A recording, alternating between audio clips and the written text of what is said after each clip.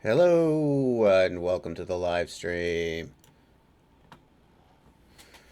Now my mic is on for real on purpose.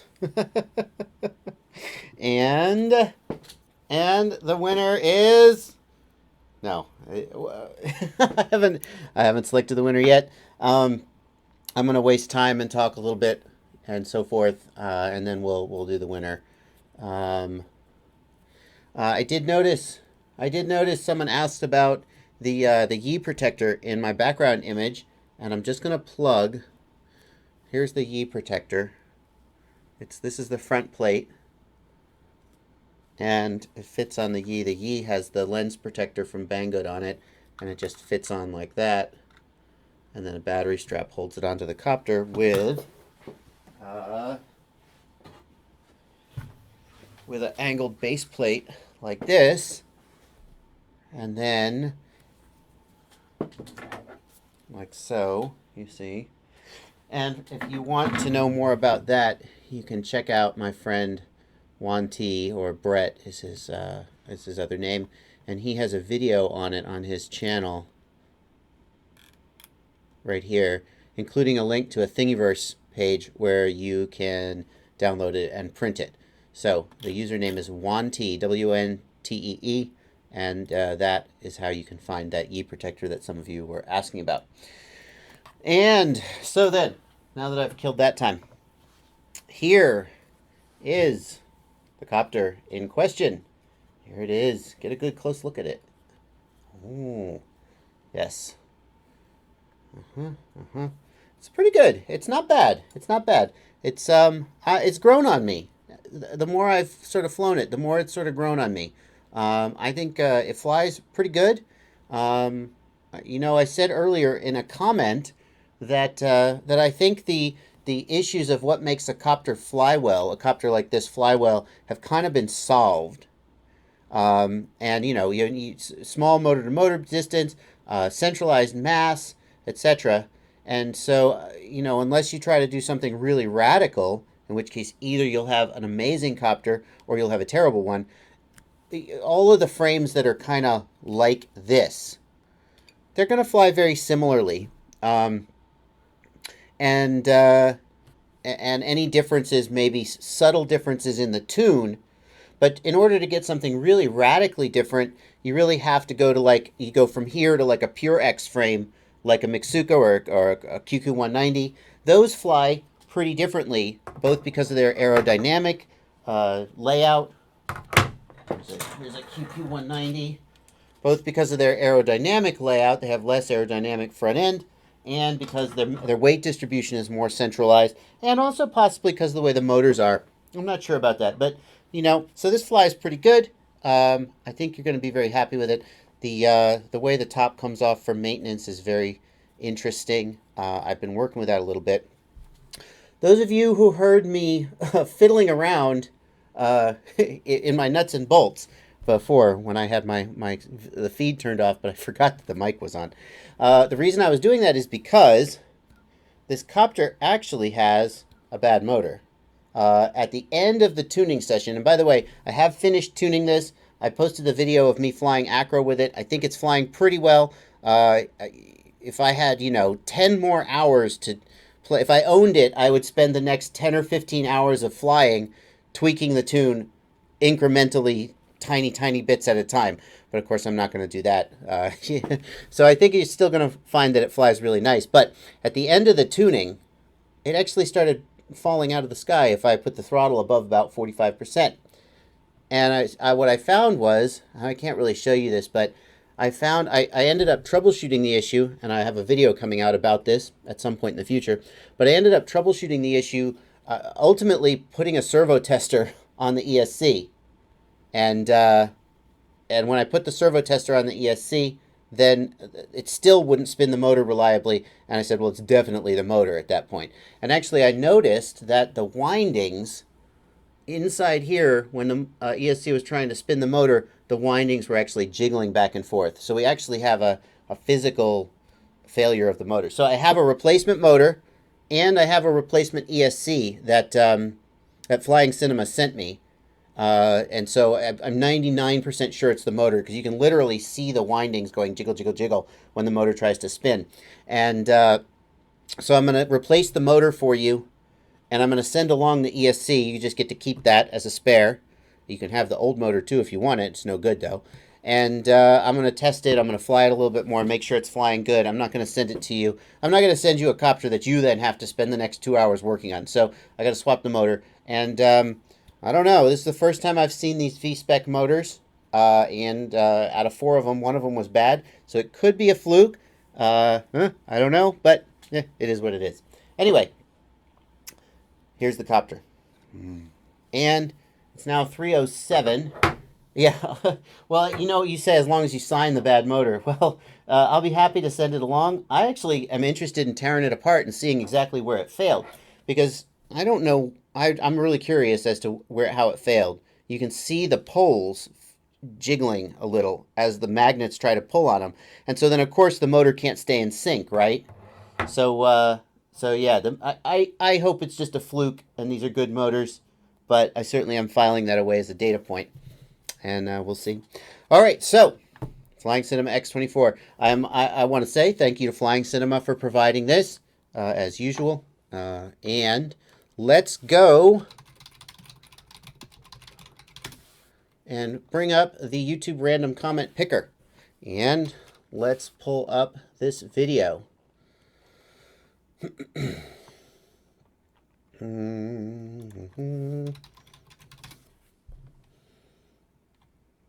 Let's find the video in question. And, ooh, I'm getting excited. I'm getting excited. You're getting close. Folks. Okay, so I'm going to take a minute to remind everyone watching live and everyone who is watching the recording of this of the official rules. Most importantly, that if you have more than 1 comment on the video, then you're disqualified. If your name comes up, the comment picker is going to show me how many comments you have. At least that's my understanding of how it works. And if it says you have 2 comments or 3 comments or more than 1 comment, you don't win, because each comment is a single entry, and in order for it to be fair, then everybody has to have 1 entry. So we'll be real clear about that. If your name comes up and you have 2 comments, you don't win. You're disqualified. And I'll just pick another. I'll just run it again. Okay? The other thing that we have to be 100% clear on is that you paid the shipping to get it to you. In case anyone didn't read or didn't watch the original video, just commented and was like, yay, I win. You pick the shipping however you want it. And if you live in the middle of nowhere, New Zealand, and it costs $200 to ship it to you, that's on you. And it's just, as I said in the original video, I couldn't think of a more fair way of doing it. And I don't want to pay $200 to ship the prize to you. I mean, I'm already giving you a quadcopter, for gosh sakes. Okay, here we go. The moment of truth. This is it. This is the official draw. Ready?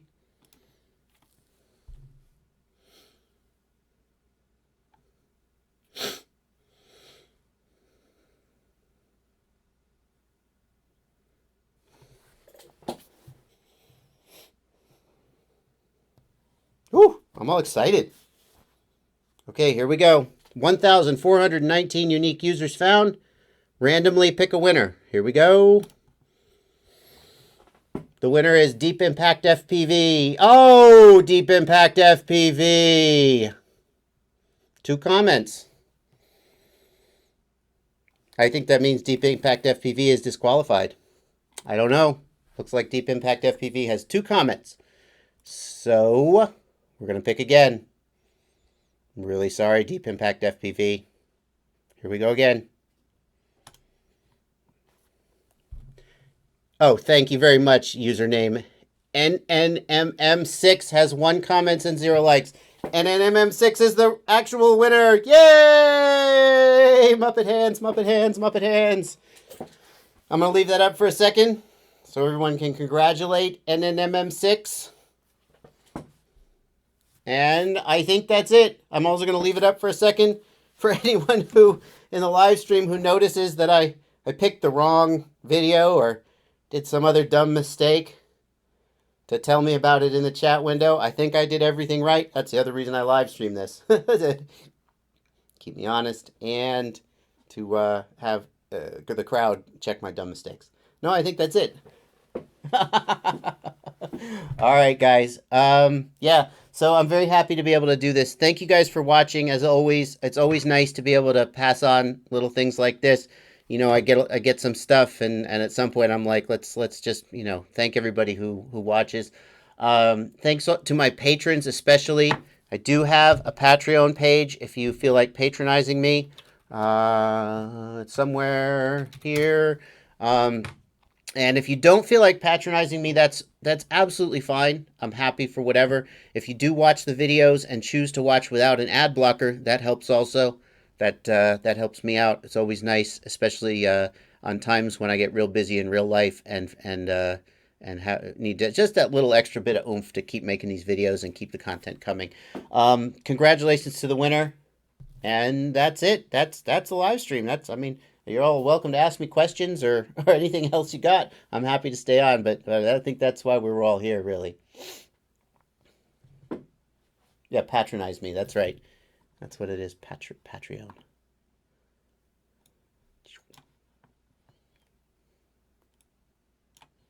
Oh, wait a second. Where'd my face go? There we go. Thank you, Randy. Thank you, Randy the bot, who turns the ad blocker. If you have an ad blocker, you can always whitelist my channel, depending on what ad blocker you have. Certainly is a nice thing.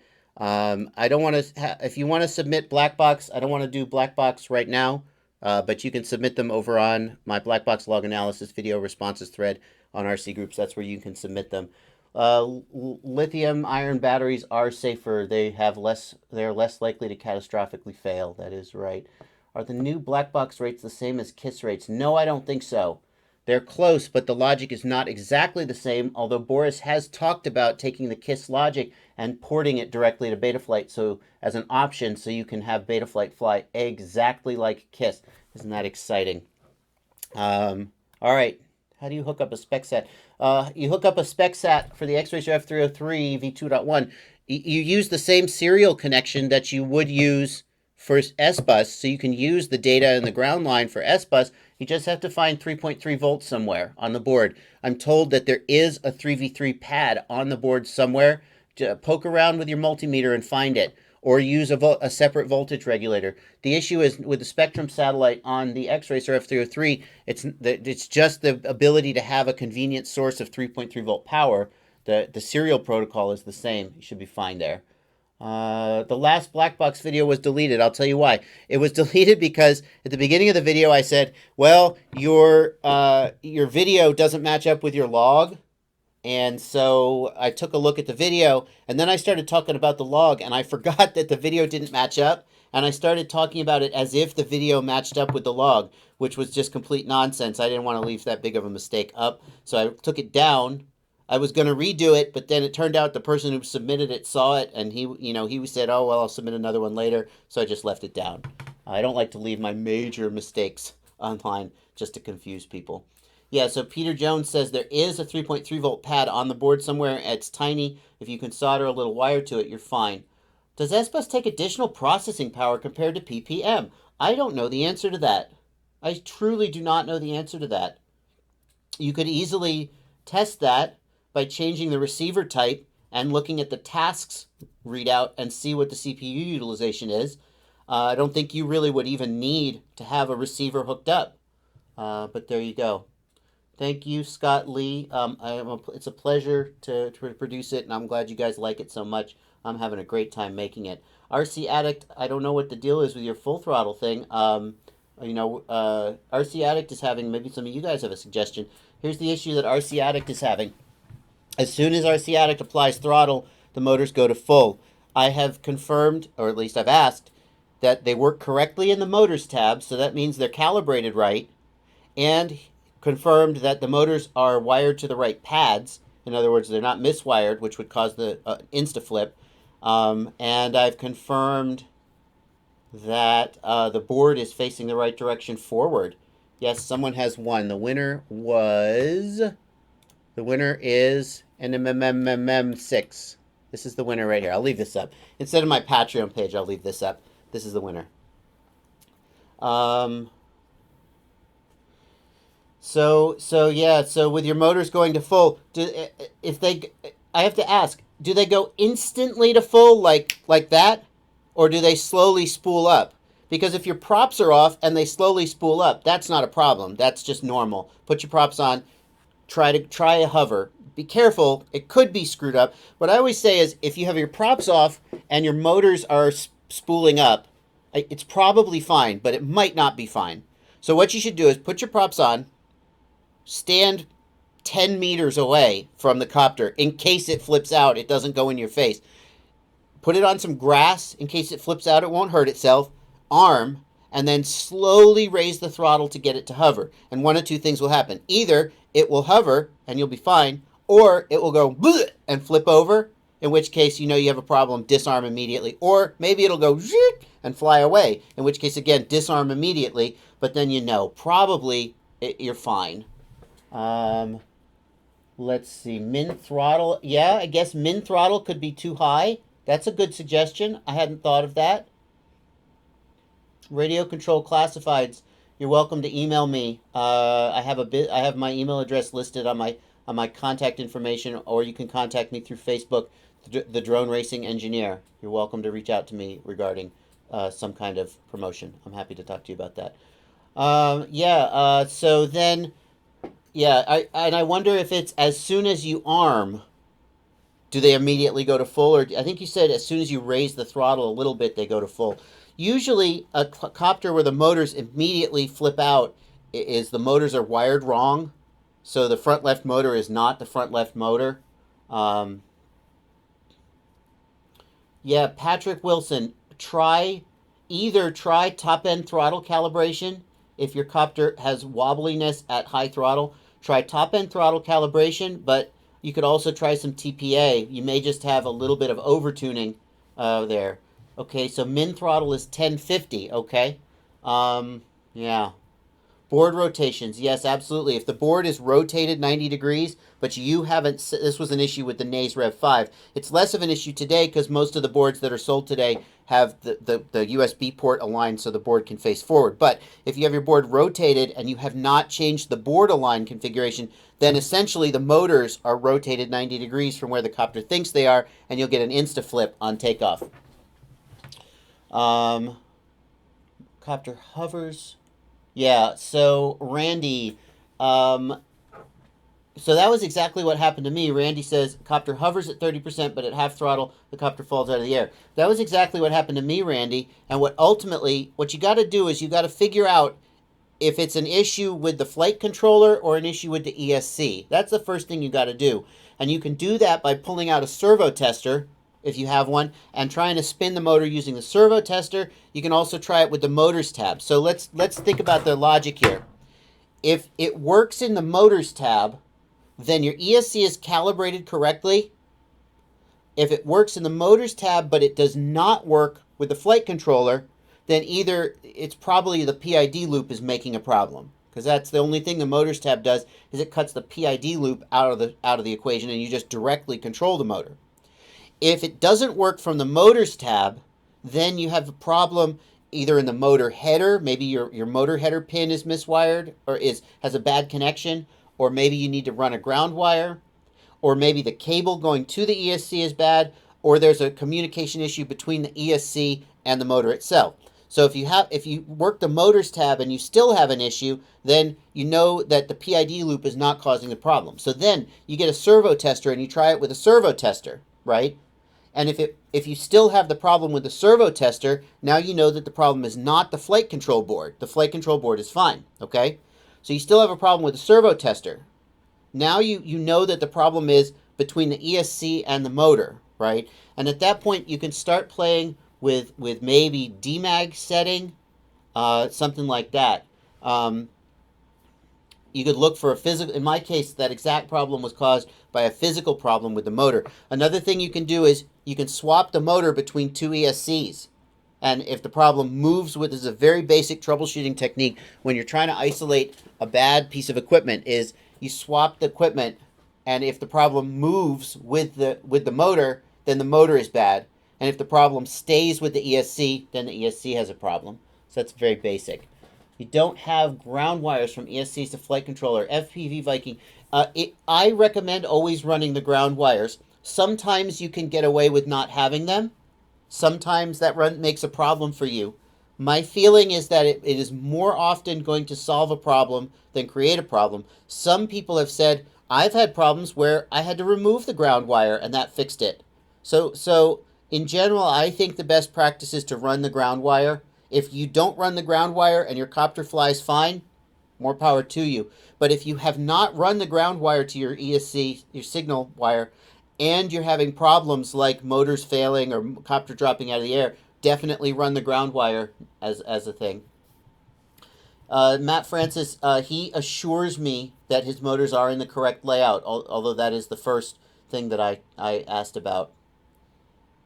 Carter Coob, you still have shakiness on snap moves. Unfortunately, there's no single, like if you show me a copter and it has obvious P-term oscillation, I'm going to say reduce your P gain. And if you show me a copter and when you punch the throttle it goes woo, woo, right? I'm going to say your I gain's too low. But for prop wash oscillation, it's such a fine problem and you can't always fix it at all. So you have to just find the right balance of P and D gain to minimize it. Your P gain needs to be low enough to minimize the amount of oscillation that is being induced, but still high enough that you have sharp response.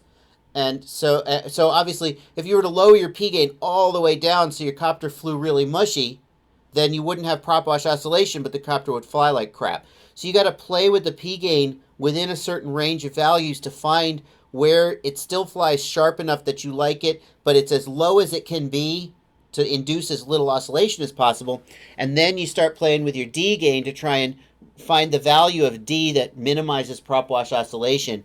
If you don't have absolutely top-notch ESCs, then it may not matter because you could only do so good. But if you have top-notch ESCs with really great braking, or especially BL Heli S or KISS ESCs, those are going to be very good at that sort of thing. Good current sensor to get amps on the OSD. You know what? Quad McFly posted one to Facebook not too long ago. It was about $8 a pop, I think. It was a little IC that you solder on the battery lead. I don't remember what it is, but if you ask Quad McFly over on RC Groups, he could probably help you. And it basically is you wire it in line with your battery lead, and then it has an output, presumably a 5-volt output that you hook to the current input on your wherever, and then of course you have to calibrate it, which is a pain in the ass. Which is why I like the RROSD. I'll take this opportunity to plug Red Rotor as well. I like the RROSD because there's no dealing with calibrating the current sensor and all the nonsense. You just install it like you would install the PDB anyway. You wire everything up, and then magically you have a fully working OSD. That's why I like it. It's simple and it's reliable. And when you apply full throttle, Matt Francis, the motors make a horrible screaming sound. No, that is definitely not normal. Something is wrong. Stop doing that because you're going to smoke something. At the very best thing that could happen is that you're damaging a bearing and you're going to just burn out the bearing. But the worst thing that could be happening is you're having some kind of a sync issue between the ESC and the motor, and you are going to smoke something. So figure out what's happening, but don't just keep flying like that. XM20 V1, that's an okay ESC, I think. Quad McFly said he has had some issues with it, and it was not as good as he hoped it would be. But knowing Quad McFly, that means it's still really good. He was just hoping it would be better. His very high standards. Little Bees. Little Bees were good. Little Bees are no longer the best. Little Bees were good because they were the first, I think, the first BL Heli ESC to have active braking. No, I'm sorry. What am I saying? To have dedicated gate drivers. They were the first BL Heli ESC to have dedicated gate drivers. At the time, they were really excellent. Later, we discovered that they make a lot of noise. So they perform well, but they make a lot of noise on the copter, and today there are much better ESCs out there. What motor would I recommend, Randy Lockman?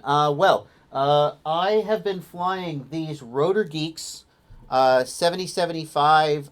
These are 7075 series. That's the type of aluminum. 2205, and they come in a 23, 23-ish kV and a 20. This is a 2700 kV version. I'm liking them very much.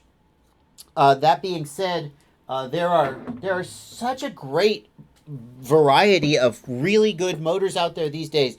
The nnmm6, where are they? Hold on. Here we go. These are the nnmm6 red bottoms.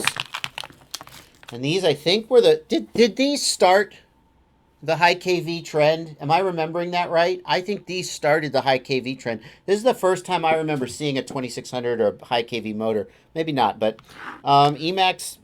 I guess the RCXs were doing it too. I should give credit to RCX. They're very good. But honestly, there are some better ones out there now. These are very good. They do have the N52 magnets that are not high temp rated. Maybe that's not a problem. Do your motors ever get up to 80 C in the air? Probably not. But there are some really good. The ZMX motors are very good. Although I'm told that they're made out of the softer aluminum and they damage really easily. RCX just came out. They just upgraded their whole motor line to 7075 aluminum, which, in case you don't know, it's a harder alloy of aluminum that makes the motors more durable. RCX just updated their whole line to 7075 aluminum and, I believe, N52 magnets. So for $9, you can get an RCX motor. That's awfully compelling. So that's good. ZMX, only problem with ZMX is Quadcopter says the ZMX motors have amazing performance, but they do have some durability issues because of the softer aluminum. Who am I missing? The DYS 2205s are very good. Why does nobody talk about Sunny Sky Edge? Sunny Sky was like the shit, right? Back in the days when everybody flew 2204, 2300 kV, Sunny Sky was just the shit. And now Sunny Sky has the Edge series motors, and I don't hear anybody talk about them. Why is that? I don't know. Don't know the X-Nova, but I see X-Novex. I'm guessing you're X-Nova, so I don't know that motor. But if, I suggest if you want to know about motors and ESCs, you could ask me, and I'll give you my opinion, but Quad McFly is really the guy to go to. So check his site out. It is Mini Quad. Hang on. Try that again. miniquadtestbench.com. You could find out all you want to know about motors and ESCs. He really knows about that stuff. What about a PDB? Well, I like the RROSD, of course, but if I didn't fly the RROSD, I would fly the Maytech PDB. Let's see. The Maytech, now this is from GetFPV. This is the one. I think you can get it cheaper from like Banggood or something, but if you want to support GetFPV, and certainly GetFPV is they offer a lot of support to the industry, so maybe that's worth paying a few extra bucks for. At the very least, I'll use their photo right now. This is the one I would put on my copters if I weren't running the RROSD. The Maytech Mini Power Hub. It's got a great layout, very intelligent layout, 12 volt and 5 volt output, VTX camera. It's only between $5 and $10. Very good. Also, I guess I should, hang on, where is it? Bring my box of crap over here, hold on.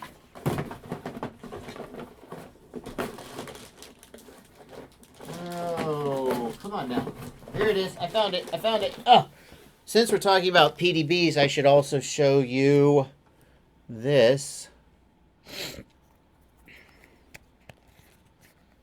Can't open it. Oh, there we go. Of course, this is the DTFC flight controller from Rotor Geeks. Now, this one is interesting. This is an F3 flight controller, but it has a built-in PDB, and it has a built-in current sensor. So if you use the OS Doge and stack on top of it, then there you go. So if you want to run OS Doge, this is a great way to go. Definitely soft-mounted, though. Because I've heard that even though this gyro that they're using has great specs, I've heard some people reporting that it still has some of these issues with spurious readings coming in vibration-prone environments. And let's face it, wouldn't we all like to get this nice little tin box, too? I swear, I'm so impressed with packaging. Nice little free tin box. Oh, great. Why don't I fly KISS right now? The honest answer to that is this. People ask, why don't you fly KISS? Why don't you fly race flight? The honest answer is that it's always been my just the way my mind works to find something and dive in deep to it and get really deep into it. And it turns out that the thing I ended up focusing on was CleanFlight and then Betaflight. And until I get dissatisfied with that, I get so annoyed with it that I try something else, or maybe I get bored and try something else. I'm probably not going to branch out to it, because if I got into KISS, I would want to get so deep into KISS, and I just don't have the time to do it. I can barely keep up with the Betaflight thread, and the same with Raceflight. And it's especially true if I have the channel, because I got to be knowledgeable about this stuff if I'm going to tell you about it. So I couldn't just fly, I could fly KISS, be like, okay, that's interesting, but it is not helpful to you unless I'm really knowledgeable. And so, there's not as much motivation for me to do that with KISS and with Raceflight. I am sort of intrigued by Raceflight on the F4, because I'm that'll probably be where I go next, because it supposedly flies really good, and I am curious. But I got to get over the hurdle of I got to learn everything there is to learn about it before I even put it on my copter, and then I just end up putting another F303 on my copter and just doing what I know best, because it's so frustrating for me. It's so frustrating for me when I've installed something and I can't get it working, or it's not working right, and I got to learn the learning curve at the beginning of any new thing. I'm the dumb guy who's asking all the questions, and that's such a hurdle that I'd rather just go fly Betaflight, because Betaflight flies great. So there you go. Would the noise from the PDB cause problems? I don't know the answer to that. The quadcopter as a whole is a very noisy environment. Presumably, if there was noise from the PDB causing problems, we would know. Yeah, I don't know about that. KISS gives you great performance. Yeah, well, I don't doubt that. But Betaflight also gives you great performance, and so does Raceflight. And there you go. Let's see. F4 with Raceflight. Yeah, F4 is coming. I don't feel like F4 is mandatory yet, although RS2K would probably disagree, because he thinks Raceflight flies very, very well. Let's remember also that this whole ecosystem is what we're into. It's not just the flight controller and the software, but also the community that supports it, right? And Betaflight has a great community, and Boris is a very responsive and just a good developer to work with, very helpful. So it's just a very good place to be in the Betaflight community. And I have heard from some other people that Felix's approach to the KISS community is a little different. He has more of an Apple Steve Jobs approach, which is, I'm going to make something great and you're going to like it. And if you don't like it, too bad. And to some degree, he succeeds at that, because people really like his stuff. But it's just not my favorite way of interacting with a developer. So any more battery tests coming soon? Well, I don't know about soon. I will definitely do a round 3, but it's so labor intensive to do that. And especially, I have a huge amount of work that just came up. I may have 3 or 4 weeks on the road. If any of you live in Fort Wayne, Indiana, I will be in your area for the next month. I'm home on weekends, but I'm out doing work in Fort Wayne, putting Wi-Fi in a hospital, basically. Will development of normal BL Heli slow down now that BL Heli S is out? Well, I'm sure that eventually BL Heli... How many of you fly Simon K on an Afro ESC? Hands up? No? Nobody? I'm sure that eventually normal BL Heli will fade into the background, but I don't think you should expect that to be anytime soon. Maybe, perhaps in the next, year we would see that, maybe, but I don't know. Do I know about SLS lipos? No, I don't. What is an SLS lipo? What's my go-to battery? That's a very good question. If money was no object, based on the testing that I've seen, if money was no object, I would probably get the Reeve Electrics Blend 435. And I say if money is no object for a couple reasons. Those are not super expensive batteries. They're actually a good value for money, although you have to pay a lot of money to get them imported. And I'm trying to find a Reeve Electrics dealer who will do a group order for my channel. I'm hoping to get this lined up. I haven't been able to get it lined up yet. If anybody knows any Reeve Electrics dealers who are interested, I would love to go to my 10,000 plus subscribers and say, guys, we're gonna do a group buy. We're gonna save on shipping by having these come over. Send them over on a ship. We're gonna buy 500 of these batteries, whatever, and we're all gonna order them, and then we'll save on the shipping. We'll get the batteries at a good price. But here's the thing. I've heard that those Reeve Electrics work really well, but they're very, very sensitive to being overheated or over discharged. And so just because they did well in my test the very first off the bat doesn't necessarily mean that's the battery you want to fly every day unless you're willing to buy new ones pretty regularly. So if money was no object, the Reeve Electrics Blend 435 certainly looks good, but it might not be a great choice for your day-to-day flyer. The Luminaire batteries, as you know, I want to believe that cheap products can perform well, and I do believe that. And the flip side of that is that I want to believe that some of these brand name products are overpriced and you're just paying for the name, right? But I got to say, the Luminaire batteries performed really well in the test, and they always seem to perform well. So certainly Luminaire is a safe brand to go with. The Hobby King Bolt batteries have done very well as well, although Hobby King is not a boutique name. Many of the batteries in my test did well, but not exceptional. So the Tattoo and the Bonka batteries did well, but not exceptional. If you have some of those, or if you find a good deal on them, they're certainly, but since you're asking, what's my go-to? I'm not picky, though. I'm not a snob. I'll fly almost anything. I also want to say the Dynegy battery I tested did really badly, but Mark from Dynegy has been talking to me, and he pointed out that the battery that was shipped to me was shipped from a Chinese reseller. He doesn't actually sell that particular battery anymore. He doesn't make it. He doesn't sell it.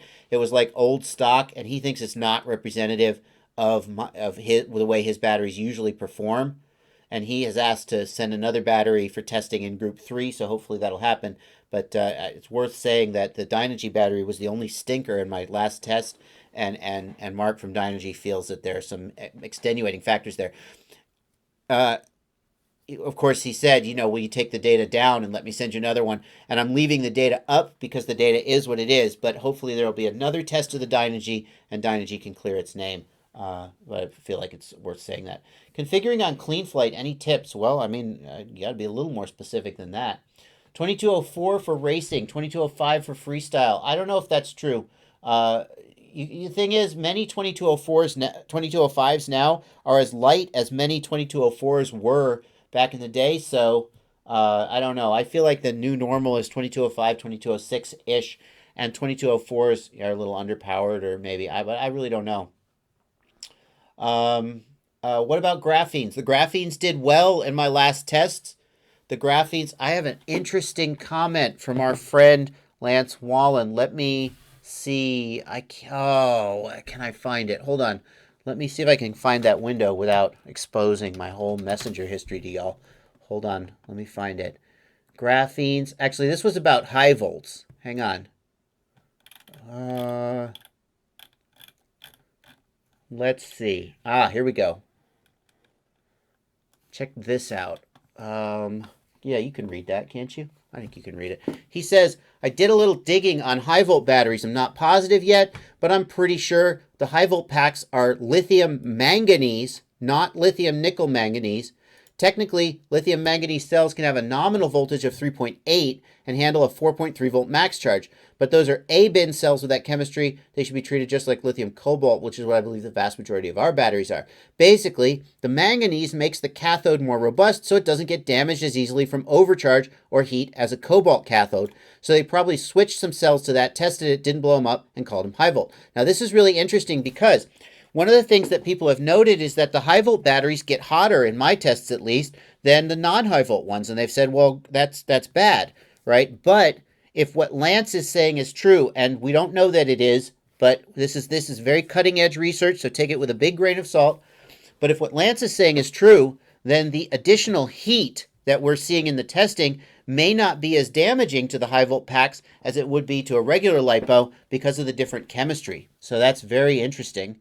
And Lance is a great resource uh, assuming what he's saying is accurate. It could all be BS, and I wouldn't know. But it sounds legit, and he seems like a smart guy, and I'm really enjoying being able to talk with him and pass that information on to you. So that's nice. Flight controller with SD card built in. Well, there is the SP Racing F3 Evo. SP Racing F3 Evo has a built-in SD card reader. Now, I am sorry to say that I don't prefer this one. And one reason I don't prefer this one is that it has the 9250 chip, which has more, it seems like it's more sensitive to high noise. It's not about the noise spec, but it seems like people have more problems with these chips, especially if you don't soft mount them. The other thing is, this would not be my first choice, but it's a fine choice. Just make sure you soft mount it. The other thing, yeah, so it may cause, you got to keep in mind though, many people fly these boards and have no problems. It all has to do with how much vibration you've got, okay? So there's no indication that this board is inherently flawed, but if you hard mount it and you have vibration, you can run into problems. That being said, that's tough because I think there are better choices. I would choose something with the MCU 6000, which seems to handle it better. People don't seem to be having it. It's not universal. Some people flying the 6000 or the 6050 do have these problems. So I think as a general rule, we should all go back to soft mounting our flight controllers. But I would pick something with the 6000, like, of course, the X-Racer F303 V3, which just came out. The downside of the X-Racer F303 V3 is that you currently have to run a custom build of Betaflight, CleanFlight, or Raceflight on it. There's a pull request in to get it included as a standard target, but currently you can't do that. The other thing you should look at is, I think it's the Copter Control, which is a handmade board. You can order one. This guy's building them by hand, if you can freaking believe that. And you can pick an F3 or an F4. You can pick an onboard SD card reader. He's got this list of specs. And this guy freaking hand solders these, if you can believe that, which I can't. Now he's calling it, instead of the Copter Control, it's called the Fury. And if you want to have a one-off board and you're willing to wait for him to build it for you, look at this list of people who've bought one, then this is a great way to go. I personally do not want to cross over from the F303 to a handmade board. I want to be able to buy 10 boards from a warehouse somewhere if I have a bunch of builds I need to do or I want spares. But if you want a one-off bespoke board, this is great. Great choice. Sylvie Roar, you just joined. What did you miss? You won! No, sorry. That's mean. This is the winner. Now we're just talking. We're just BSing. What are my views on that KK board? Well, I mean, it's great. I mean, you could get whatever you want, right? So awesome. What is the Furious FPV FC? Let's see. What is that? I don't know. I don't know that one. Furious FPV. Oh, yeah. This is the, this one. This is pretty cool. This is pretty cool. It looks pretty cool. Has an interesting layout. Is this the one with the OSD built in? 5-volt regulator, PDB built in. Let's see. Built-in transponder. That's nice. MCU 6000 with SPI. Very nice. Does not have. No, it does not have. It doesn't have the OSD built in. Yeah, that's got a lot of nice specs. So it doesn't have the. It doesn't have an SD card slot, which would be nice. And I can't see that it has data flash either, although data flash is not my favorite. So I don't have a strong opinion about this board. I have seen this one. It isn't hugely on my radar, but it certainly seems like a nice choice and ticks a lot of the right boxes. It does have the satellite port if you prefer a satellite port. For those of you who are upset about the F303 getting rid of the satellite port, it does have the Spectrum satellite port, so that's nice. I personally, so you got the DTFC and you got this one that have the PDB built into the flight controller. I personally don't want that. That's not, because I run the RROSD, and the RROSD has the PDB built in. So having the PDB built into the flight controller is not a plus for me. It's actually a minus. So yeah. Mr. Murder, I have not gotten that F3 board, nor have I been contacted by the fellow who's making them. I would be happy to get one and put it into a copter and to look at it. I'd be thrilled to, but I just don't have it. What about the Skyline 32? The Emax Skyline 32, is that an F3? Skyline 32, by the way, I think that's sold by ATEEZ. Is that right? I think they sell it. Yeah, another plug here. Plug for AsiaTees, who's also a sponsor. The thing is, I think that's one of the only flight controllers they sell, unfortunately. And isn't it an F1 board? Is it an F3? I don't know. I think I remember looking at it. It was an F1. What's my favorite VTX antenna? I like the Aomway. And I order them from Surveil Zone. Although, here's the downside of this antenna. These lobes break really easy. So there is also, what is it? The Dow Cloud antenna. What is it called? The Dow Cloud Spirit. So this is interesting. I haven't tried these, but people have told me about them. This looks like, I think the next time I order antennas, I'm going to try these. They're Dow antennas. They're called the Cloud Spirit. They're priced similarly to the Aomways, but they have this cover, and there's a video online of somebody just literally throwing it, stomping on it, beating the crud out of it. And so this, I have to put on my antennas this 3D printed cover, right? Or the lobes just break immediately. But this Dow antenna looks promising. I think I'm going to give it a try. Let's see. Yeah, no big deal, Mr. Murder. The Skyline F3. Yeah, okay. Let's look at the Skyline F3. Let's see what that's going on with the Skyline F3. I don't know. I haven't. I'll tell you. Since I did my last rundown, and since I've settled on the F303 being sort of like my favorite, I'm not as much out there sort of cruising for other flight controllers. Like I said, once I find something I like, I tend to stick with it because the mental challenge of overcoming the hurdles of a new build, a new type, integrating a new thing into my builds is a little bit much for me, and I like to avoid it if I can. So, yeah, okay. So I like that it's got the full motor, or the full headers here. That's nice. Disappointed that it has bootloader pads. These days, more and more of them have bootloader buttons. Bootloader buttons are better than bootloader pads, especially if you've got a board where you have to go into bootloader mode every time you flash, which the NAS 32 didn't have to do that, but like the F303, you have to be in bootloader mode to flash it. So I think for that kind of board, a bootloader button is really a must. And I'm not a huge fan of these micro connectors. I know that some people like them. I'm not a huge fan of them. I prefer to be able to just solder to the board as opposed to having to have a custom connector. I know some people don't feel that way, but that's how I feel. I have not dabbled in UHF. Matt Francis asks, have you ever dabbled in UHF?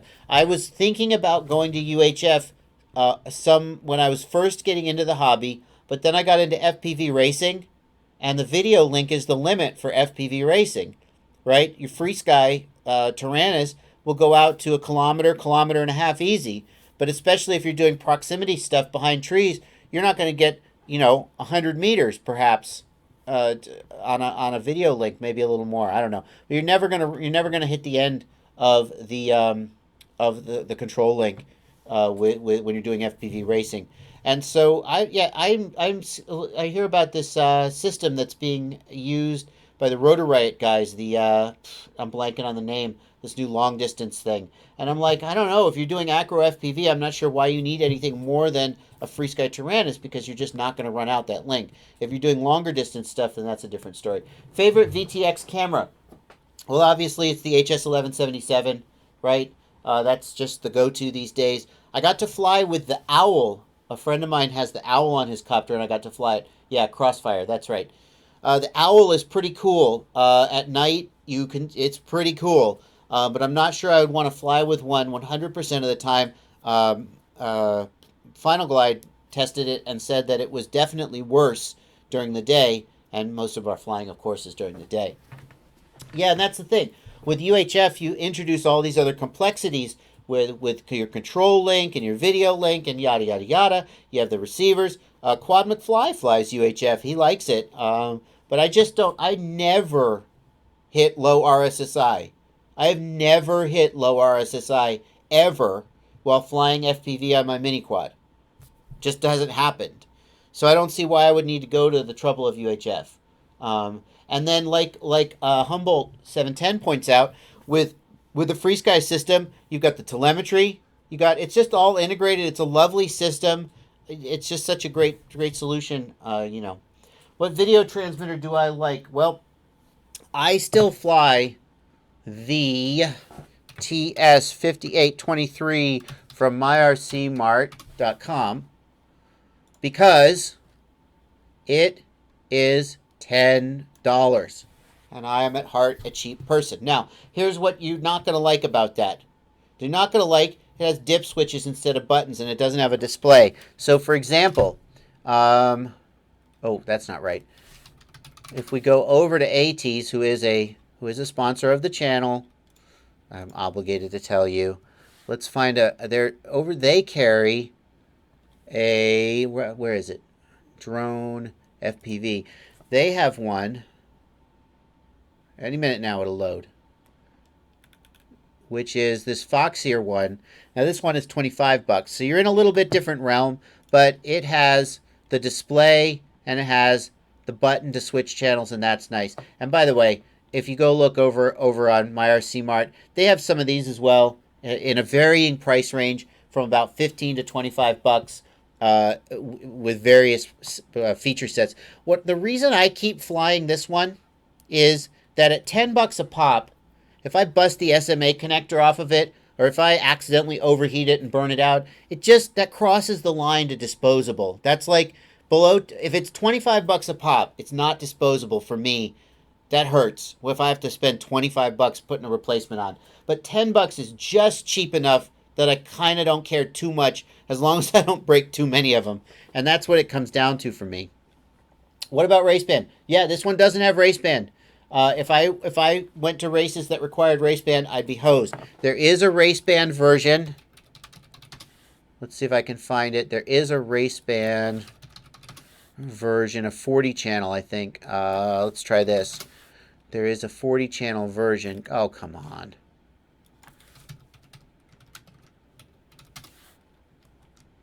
No, I'm not going to find it. There is a version of it that's, here we go. Ah, perfect. 32 channel, 32 channel, 32. No, what? Oh, it's because they're all 5823. I think there's a different name for it. Anyway, 5823S, is that right? No. Well, anyway, there is a 40 channel version that you can get race band. I don't personally have it. And in fact, my goggles don't support race band. I know, right? So I couldn't fly race band if I wanted to. I'd need to get a new module for my goggles. But I don't do a lot of organized racing. I fly mostly with my club, and whenever we do races, we always just do 4 racers at a time, and we don't need race band. The Flip 32. Flip 32. Flip 32 flight controller. So the Flip 32 is sold by Ready to Fly Quads, and I've said before why I generally don't try to send people their way. I kind of don't want to get into that too much, but that's why I don't cover that. It's a great flight controller, and if you want to roll the dice ordering one, then go for it. And I hope that you get it, and I hope that you don't have any customer service issues. That's what I say about that. And anything else that Ready to Fly Quad sells. Ready to Fly Quad sells fantastic gear, and the only problem I have with them is that if Paul wakes up on the wrong side of the bed and doesn't ship your order, you basically are going to wait 6 weeks and then do a PayPal dispute and get your money back. That's it. And if you get the wrong equipment or your equipment is DOA, again, you're probably just going out of luck until you do a PayPal dispute and get your money back. So if that's okay with you, well, go with my blessings. But I don't promote them on the channel because a lot of people don't hear the disclaimers and the warnings, and they just see me mention a vendor, and they're like, great, and they go to the vendor. And I don't want to send people to a vendor and have them have a bad experience and be mad at me. And I've said before, I bought stuff from Ready to Fly Quads when I was first getting into the hobby. Flight Test promoted them. And I was like, great, I'll buy from this guys. And then when I had a bad customer experience, I was kind of mad at Flight Test for not vetting, because I looked on the internet and there's a million complaints. Well, not a million, but there's a lot of complaints from people who've had a bad experience. And I'm like, Flight Test, you couldn't be bothered to Google this guy before you put him on your channel and said he's wonderful? Come on. And so I don't want to do that to my viewers, and that's why I don't send people over here. And that's why you won't see me covering things like the Flip 32. I have nothing against it. I just don't want to promote that vendor. Yeah. Highway, yeah, this year he's been stellar. I've heard people suggest, oh, maybe he's gotten better, but I've seen other people say, nope, just last week I had a problem. And again, I know 2 people in my local group who had a problem with an order and had to go do a PayPal dispute and get a refund after 6 weeks, 4 weeks, however much, of not getting any response from him. And this is not secondhand information over the internet. These are people I personally know. So the people say, well, he's been fine, he's gotten better, but he hasn't. It's still happening. So there you go. I feel for the guy because I wish he would just hire somebody to do his customer service and go do what he's good at. He's good at a certain aspect of his business. He's very good at it. He's very good. He has cutting edge parts. He has them a week after somebody else has them. He has the clones, okay? And they're usually high quality and a great price. And I wish he would hire somebody else to run his customer service front end so that then, you know, it'd be a lot better business. Anyway, enough about that. Yeah, yes, you should, yes, you're missing out, Poya Mohet. You want S-Bus and you want one shot at least. Multi-shot, I'm not convinced you absolutely need multi-shot. You definitely want one shot, and you definitely, if you're running PWM, just skip PPM and go straight to S-Bus or Serial. That's what I would say. I don't know that flight controller at all. It's a CC3D, right? So it should be able to run anything a CC3D runs. PPM or PWM? Well, PPM then. Absolutely. Just who wants all those wires coming out of their flight controller? PPM for sure. So your good friend and fastest pilot in the area swears by the Flip. Here's the thing. Let me talk about this. The flight controller you choose doesn't make a bit of difference in how fast you fly. Okay? Here's what matters. If you have an SPI gyro versus an I2C gyro, if you're running at 8 kilohertz versus if you're running at 1 kilohertz or 2 kilohertz, and if you're running, some people say that even at the lower frequencies, SPI is still better than I2C. I don't know if that's true. They said that a CC3D running at 4 kilohertz was better than a Cyclone running at 8 kilohertz. Oh, no, Cyclone is also SPI. Sorry. Anyway, so those things matter because they directly affect flight performance. But what doesn't matter is whether you have, some people say, oh, I got an SP Racing F3 and my copter flies so good. If you take any other chip out there that has the 9250 gyro and is running Betaflight or CleanFlight, they're going to fly the same. The only thing that matters from a perspective of choosing one of these boards versus the other is the reliability of the hardware, the layout of the pads, whether it has a voltage regulator or whether it doesn't, how much it costs. This stuff all matters in your selection, whether it has an SD card reader, right? Whether it has a data flash chip. All of that stuff matters. But as long as two chips have the same version of software on them, they have the same MCU 6000 or 6050 or 9250, they're going to fly the same. They really are. So if this guy flies a Flip 32 and he likes it and he wins races with it, you can fly any other board with a 6050 running Betaflight and it'll fly the same. It's all about really the pilot and the tune that really matters. I'm not going to talk about the Horus, unfortunately, because I'm under NDA about the Horus, and I'm not actually sure what I am and I'm not allowed to say, and so I don't want to take a chance that I say something about the Horus that violates the NDA. So there you go. Yeah, he buys Flips because they're cheap. How much is the Flip? Let's see. Flip 32 from Ready to Fly Quads. Oh, well, shit, that's pretty freaking cheap. $15. You can't get a NACE. Wait, is that the F1 version? Is that the F3? Is that F3? No, that's a F1. Oh, well, Jesus. He buys a, yeah, you could buy a Naze for that price too, though. Yeah, so fine. You want to pay $15 for an F1 board? Go for it. Yeah. I thought it was $15 for an F3. I was going to be really impressed. $15 for an F1. It's an okay layout. Let's see. There's a Massive RC. Let me point you to a vendor that I feel more confident about supporting. So Massive RC. Let's see. Where's the freaking store? Oh gosh. Am I remembering it right? Yeah, there is an F3 version. Yeah, there it is. So you want an F1 board? Here's an F1 board. This is a vendor I feel better about supporting. It's $20 instead of $15. Yeah. How much is the Flip 32 F3? How much is that? Ready for $21. That's still a good price. Obviously, I personally would prefer the F303. It does ship from within the U.S. That is nice. Anyway, F3 with OSD. Oh, see, this is an example of why I feel so conflicted. Here's a Flip 32 F3 with built-in OSD. What a great product that is for 33 freaking bucks. What a great price that is. Mr. Murder, I don't think the feed has stopped. The stream looks good from my end. It's showing as green. I wish he was a better vendor because he has such great products that I wish I could support him wholeheartedly. I really want to stop talking about that though because it really is just getting old. I have the Attitude V2, Fat Shark Attitude V2.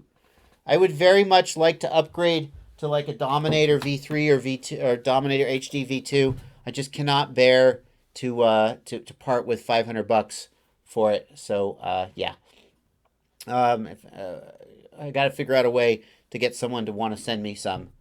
I'm not sure how I'm going to do that, but maybe it'll happen. What's the difference between serial and S-Bus? S-Bus is a serial protocol.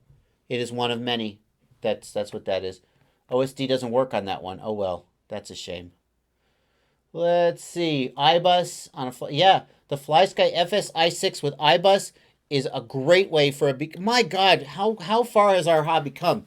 2 years ago when I got into this hobby, the best thing a beginner could do is spend $60 on a Turnigy 9X with a PWM receiver that didn't even have failsafe. And then if you were lucky, you could manage to flash OpenTX onto it. And now you can get it for $45. You can get a FlySky transmitter and receiver that runs iBus, which was serial protocol. What a great deal. Yes, the user has been chosen. It is this guy. This is the winner. This is the winner.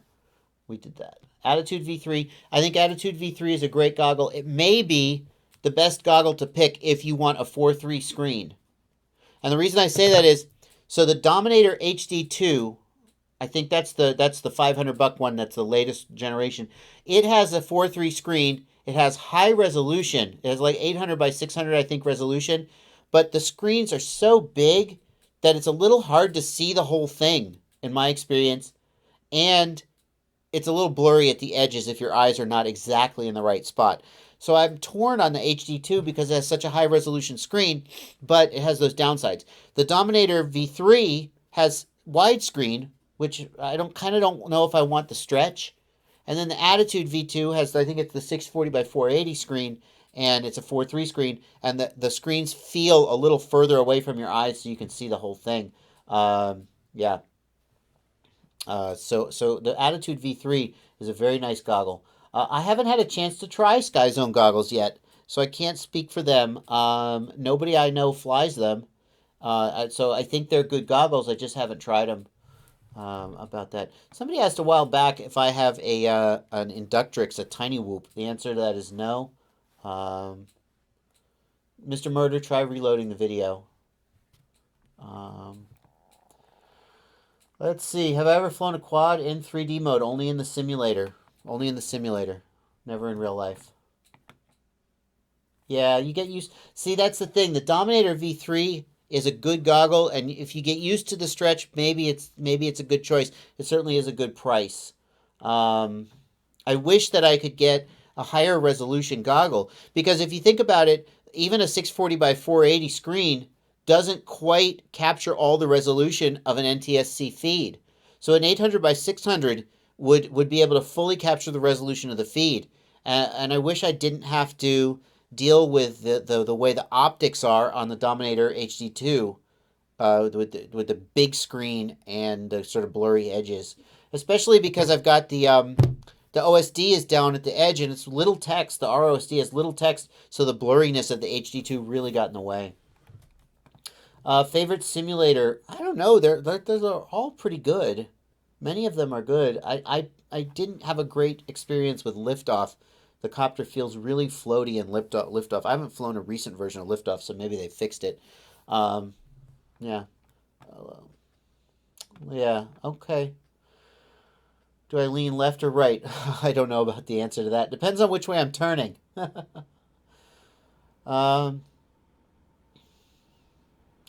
Yep. Is that Connex?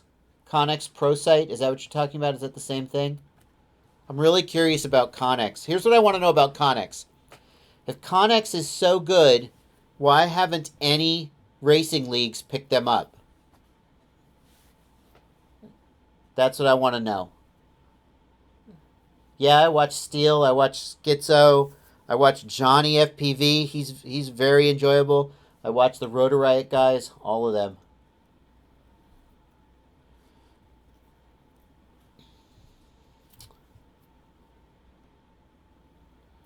No, too expensive. Come on, the big drone racing leagues like the Drone Nationals, the F3 Expo, all those guys, they have tons of money, and besides, Connex ought to be super ready to sponsor them.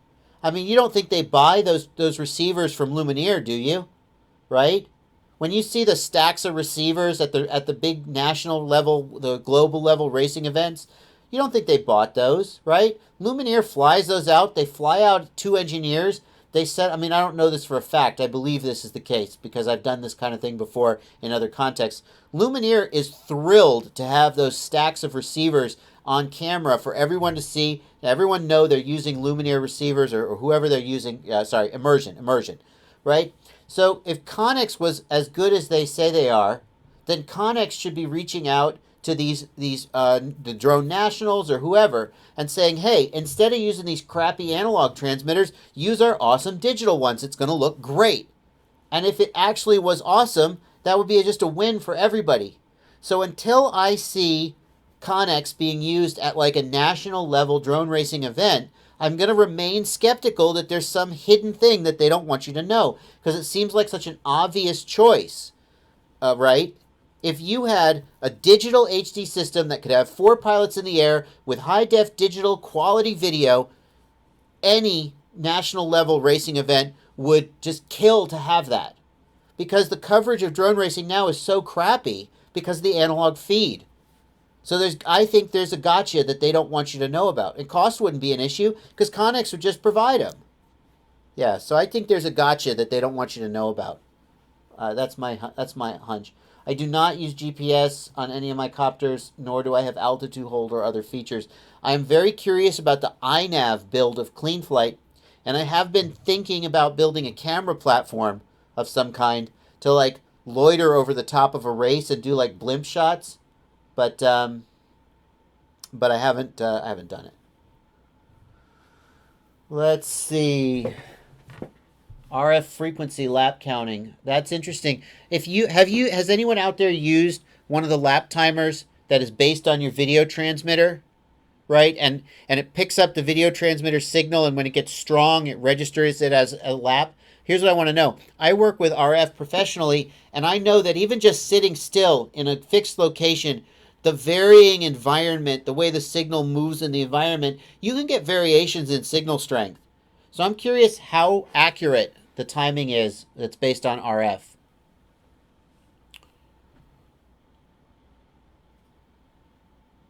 RC Explorer Mini Tricopter. Well, I would be curious to try one.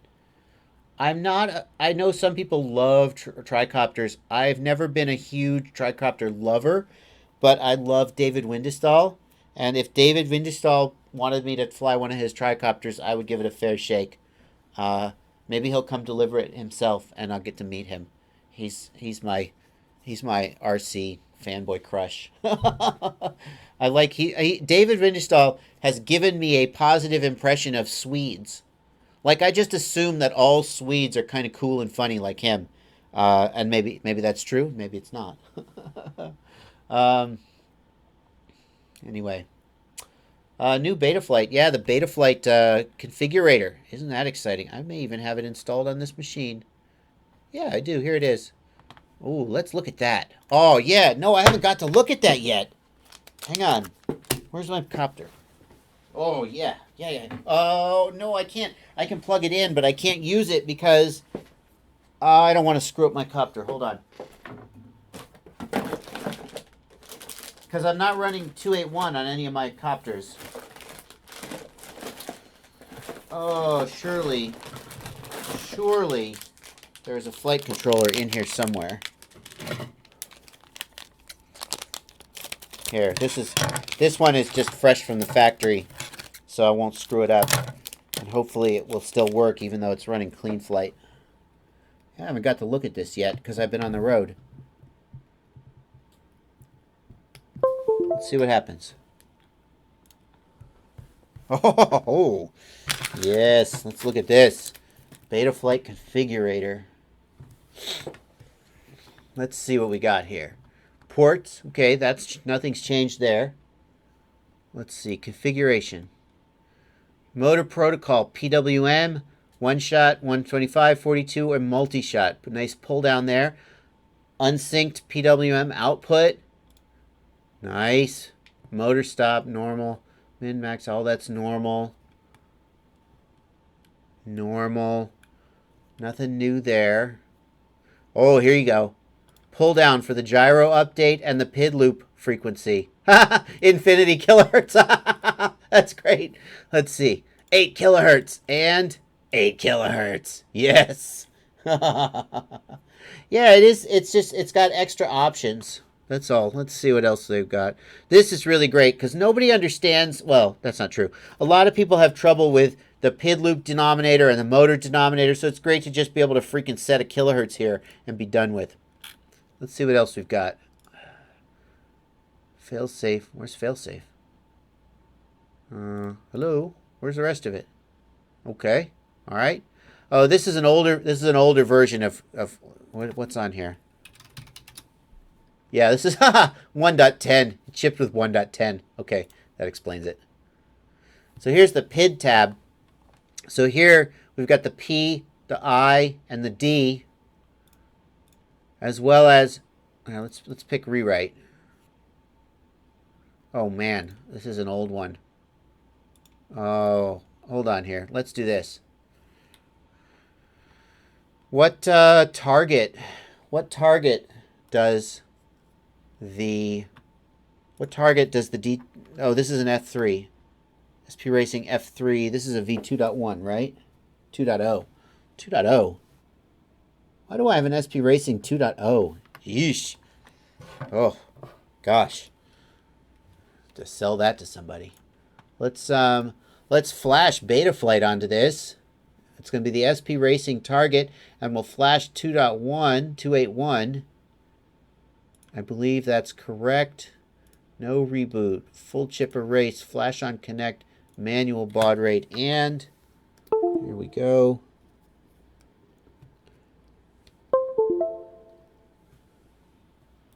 Oh, hang on. I got to load it. Load online. Is this the easiest you've ever flashed Betaflight or what?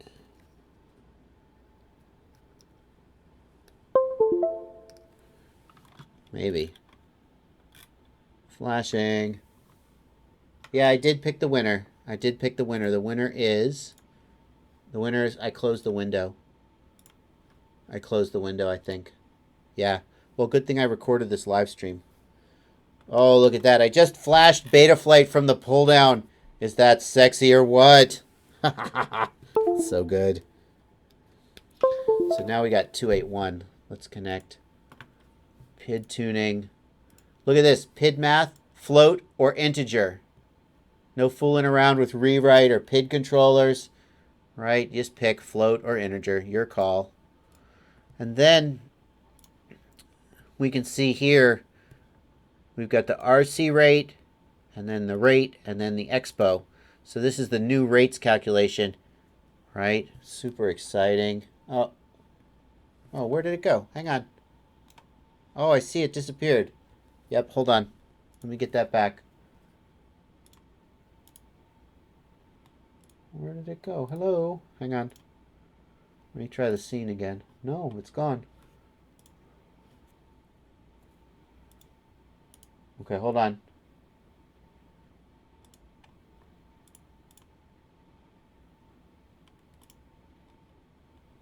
I don't know. Hold on.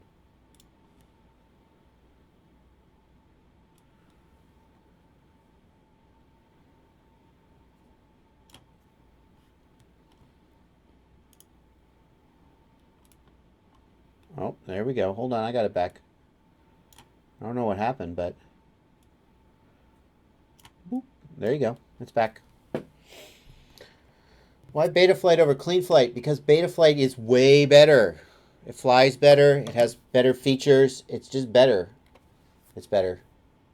Yeah, no, it's...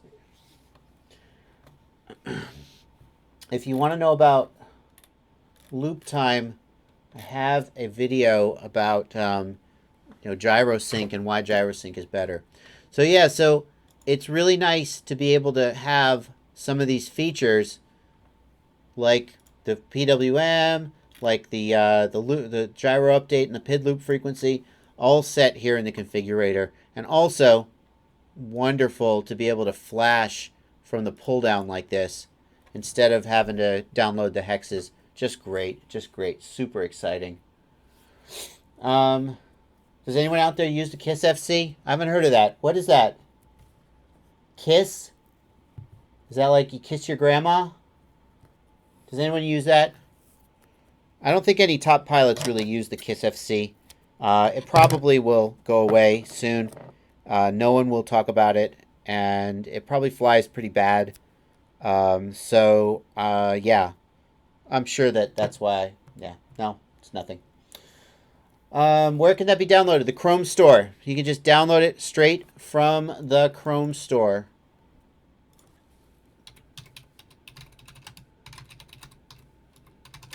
Betaflight configurator from the Chrome Web Store.